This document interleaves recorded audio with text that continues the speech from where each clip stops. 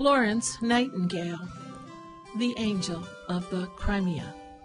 A Story for Young People by Laura E.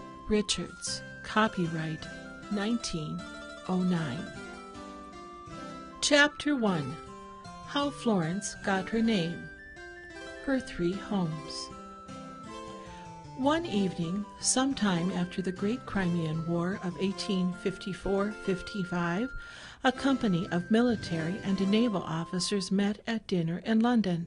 They were talking over the war as soldiers and sailors love to do, and somebody said, "Who of all the workers in the Crimea will be the longest remembered?"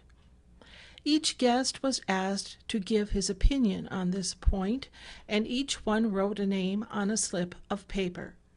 There were many slips, but when they came to be examined, every one there had only one name, for every single man had written Florence Nightingale.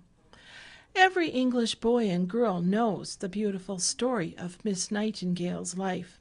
Indeed, hers is perhaps the best loved name in England since good Queen Victoria died.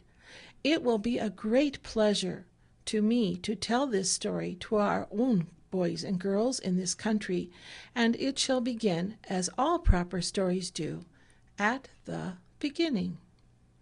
Her father was named William Nightingale. He was an English gentleman, and in the year 1820 was living in Italy with his wife. Their first child was born in Naples, and they named her Parthenope, that being the ancient name of Naples.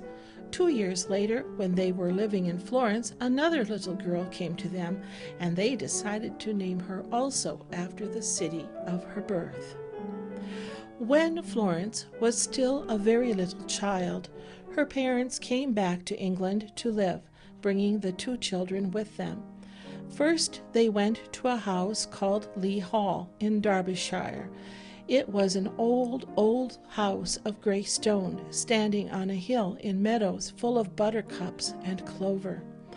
All about were blossoming hedgerows full of wild roses, and great elder bushes heavy with white blossoms. And on the hillside below it lies the quaint old village of Lea, with its curious little stone houses.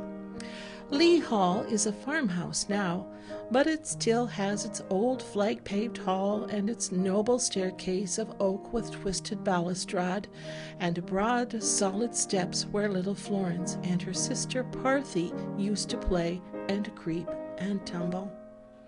There was another place nearby where they loved even better to play. That was the ancient house of Dethick. I ought rather to say the ancient kitchen, for little else remained of the once stately mansion. The rest of the house was comparatively new, but the great kitchen was, and no doubt is, much as it was in the days of Queen Elizabeth. Imagine a great room with heavy timbered roof, ponderous oaken doors, and huge open fireplace over which hung the ancient roasting jack. In the ceiling was a little trapdoor, which looked as if it might open on the roof, but in truth it was the entrance to a chamber hidden away under the roof, a good-sized room, big enough for several persons to hide in.